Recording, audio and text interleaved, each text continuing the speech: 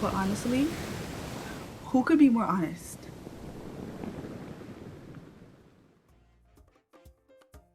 Welcome to The Honest Goddess, and today I'll be breaking this video down into 3 sections: the hotel, the city, and miscellaneous stuff. So check the description box for important info, or to jump to the section you want to hear about, or you can just keep watching the whole video.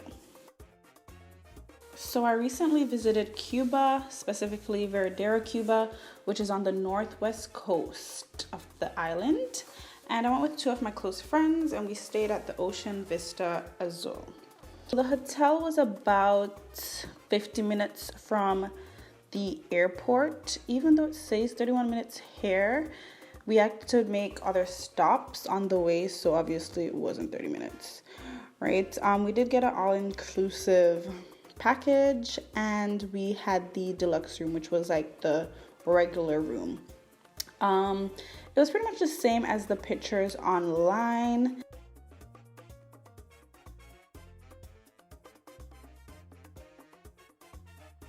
The deluxe room had options of 2 full-size beds or a king. I'm pretty sure we got 2 full-size beds, and there was also a small cot. Honestly, there was no issues with the room. It was clean. Everything was in order. As I said, it looked just like the pictures. Only slight issue was that the drain in the bathroom kept clogging, but that was probably because of all our hair, sand, etc. So the view that we had in our hotel room wasn't great. We weren't facing the sun, we weren't facing the ocean, we weren't facing the pool. We were literally looking at another hotel. But we definitely still made use of the balcony, and that wasn't a problem for us. Okay, so one thing that all the restaurants and bars on the hotel had in common is they all had the same drink menu. There was a bar in every single area. None were like too far away. Everything was kind of probably a 4-minute walk or within reach if you did need food or if you did want a drink. 2 of the restaurants were for privilege only, right? So these were the people who paid like $100 extra per night for extra perks. I'll post the link in the description box of the other privilege inclusions. Honestly, mostly what we ate while we were on this trip were fries, hot dogs, burgers, and wings, because that was the most convenient and that was what we knew. So that's what we stuck to for most of the trip, especially for lunch. I really thought this was a joke because both my friends bought ketchup. But I was like, why are you bringing ketchup? But the ketchup in Cuba tastes like salsa. It's literally crushed tomatoes. So definitely pack a bottle of ketchup. There was one buffet restaurant, and this was here. And they served breakfast, lunch, and dinner. So they were open for literally those segments of the day. Breakfast was great. They had things that we'd actually eat back in Canada. That was fine. Finding something to eat was not a problem. Lunch was okay. We only went there once for lunch, and that was when they had, I think, Cuba Day, and they were actually making some really good paella. Dinner was always a miss. It was never a hit. Nothing really had flavor, or it was literally just unknown. We barely had dinner there.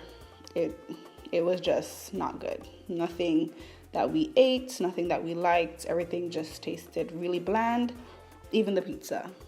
So because the buffet, the dinner was bad, we always ended up trying to go to a la carte. So the a la cartes are a little bit different because there's only limited seating, right? They open at 6 o'clock on the dot, and pretty much you have to be there at 6 o'clock on the dot or else you might not get in. So there was 3 a la carte restaurants. The first one was a Caribbean restaurant, right? Which wasn't too bad, honestly, in my opinion.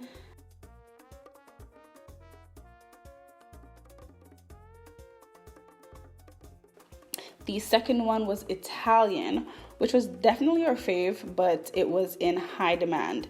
The first night we went at, I think, probably 6:05, let's see. And there was already a line at the door. We didn't get in. We ended up having to wait about an hour before we actually got into the restaurant.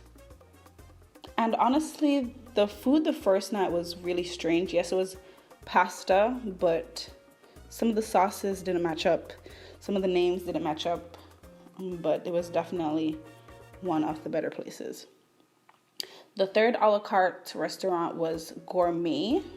It says romantic dining, but honestly, it was just another restaurant. This one was good as well.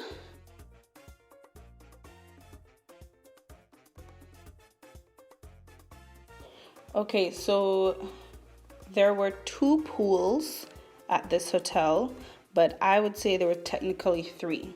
So I'm going to break them down into 3. So the big pool had 2 sides, right? So there was a kids side, which included the shallow area and an inflatable slide. This was where all the kids were at. Even though the jacuzzi was on that side as well, all the kids were in there. There was also the adult side where the bar was and the entertainment area as well. So third pool technically would be the infinity pool. And when we initially looked at this hotel, we saw that kind of that area didn't have any grass, which makes sense because technically you're on a cliff, right? So those pictures were correct in the fact that it's just rocks, but it's because it's a cliff. Grass probably can't even grow there. But it's okay, just watch the angles and your pictures will still be amazing. This area, the lounge chairs were always taken, so either you go early or you just literally have to stay in the pool. Okay, the beaches. So there was a small beach and a big beach. The small beach they shared with the Iberostar beside them. There's no activities on this beach for our particular hotel. This was where the snack bar was, however, and you could see the sunset from this beach.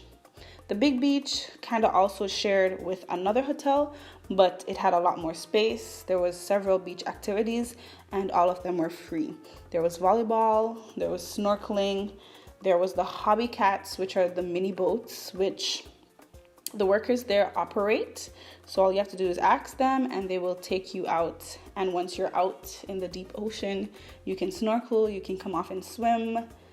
I was struggling swimming, but I still came off because it was just beautiful. You also can rent paddle boats and kayaks. Okay, so hotel miscellaneous. So there was a theater, and this is where they had nightly entertainment. They had shows, dancing, singing, acting. Well, not really acting, but dancing, singing, everything. Other amenities, there was a kids club, there was a spa, there was a gym, and there was also a tennis court or multi-use court as well. The hotel also provided a nurse station, which was located in one of kind of the hotel rooms where you could go if you did need any help. There was also the rental agency for cars or scooters on the hotel grounds. Also, the hotel provided early check-in or late checkout options to keep your luggage or for you to freshen up or shower either before or after you get to the hotel. The city. One thing about Varadero, it wasn't a hassle to go into the city or come off the resort. It was actually very easy.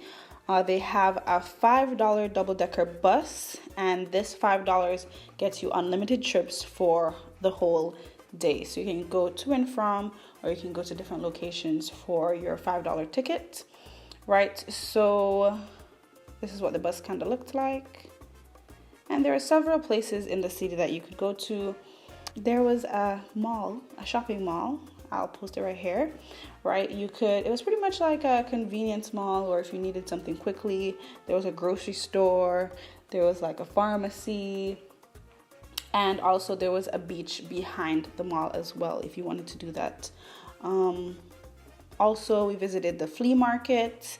There's numerous flea markets in Varadero actually, but everything's cheap. Everything's for like $1, possibly. I think the most expensive thing we bought was like $10. So you can get knickknacks and gifts for your family and friends, or even some stuff for the house. We got some stuff for our house as well. There's also a clinic in town, so if you have a medical emergency, you can go ahead and you can see a doctor and they will definitely help you. Some places of interest for, I guess, nightlife. There was Calle 62, which I would say was a little bit more of an older crowd, even though I'm not that young, but it was like 30 plus, right? There was also the Parrot Cave. which was, I think, only opened on Mondays, or it was only lit on Mondays. There's also the House of Music that we didn't get to go to, but we heard that it's really, really fun and like the clubs back home. Okay, so while in Cuba, we only went on one excursion, and it was the Cayo Blanco Plus. I believe we paid 101 USD, and that included transportation, food, and drinks, as well as we went on a catamaran that took us snorkeling. It took us to the dolphins.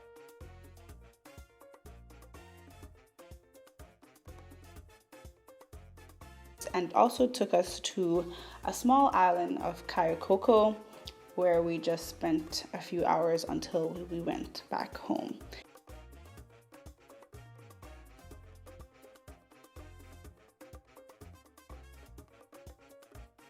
And we booked all this with Transat, which was an agency located inside the hotel.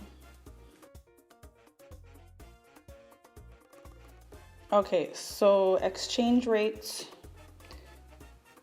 Honestly, when you get there, you have to see what it is. They said there was a big difference if you changed your money on the hotel versus at the bank. We didn't really see a difference. Honestly, the line in the bank was ridiculous. So in order to save your time, you could have just done it at the hotel. The Wi-Fi, it's not that bad. It was $1 for 1 hour. So you have to buy like a Wi-Fi card and then put it on your phone. These cards are only for one device, so you can't use 1 hour for multiple devices. It's 1 hour for one device. And while we were there, they said there was something wrong with the network, so you couldn't log out. So you had to use that 1 hour straight.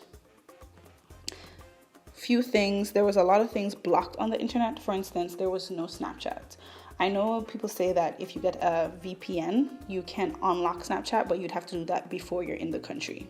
Travel insurance, honestly, no one checked if we had travel insurance.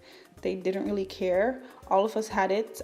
We did end up using it when we went to the clinic because Hannah had an issue. And I guess that helped her out a lot because she did have to pay about $80 for medicine. And obviously the travel insurance covers that. Cuba, don't trust the schedules. The activity schedule in the hotel, never correct. The entertainment schedule, never correct. The bus schedule, never correct. All the schedules, you kind of just have to freestyle and go with it. But overall, I did enjoy my trip. Cuba is a wonderful place. I'd definitely go back. Thanks for watching, and don't forget to like, comment, share, and subscribe. Thank you. Bye.